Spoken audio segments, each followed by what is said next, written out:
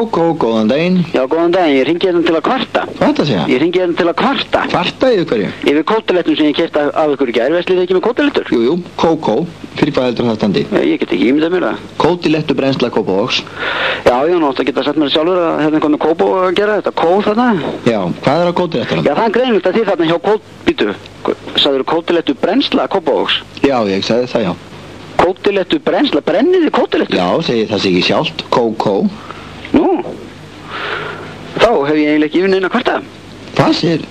Ég meina ef það er yfirlýst stefna fyrirtækisins að brenna kótilettur þá eiginlega fellur kvörtun mín sjálfa sig, sko. Já, vissur ekki að væri kótilettu brennsla? Nei, ég meina Kókó háið þetta, maður tengir þetta kannski ekki við kótilettu brennslu svona góðandi allavega. Nei. Ég meina þetta geti staðið fyrir svo margt, kótilettu gerð til dæmis, ég meina kótilettu brennsla þú veist ekki það fyrsta sem... Nei, það er nú margir sem hafa ferið flatt á þessu hvað sem segir, hérna í Kópavoginum. Á að brenna kótilettur? Nei, á að nota þetta kó, dæmið öll fyrirtækin í Kópavogi, þau virðast öll þurfa að heita eitthvað kó. Já, ég veit, Bíkó, Opkó.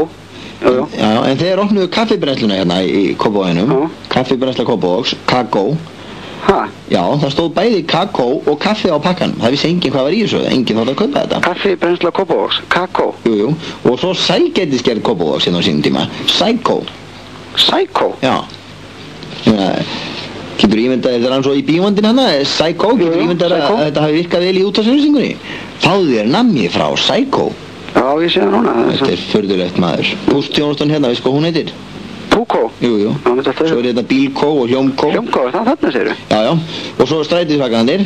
Það er ekki talað um strætó hérna í Kópavogi, heldur strækó. Strækó? Já. Strætisvagnar Kópavogs, strækó. Þetta hétu þeir ekki SVFK?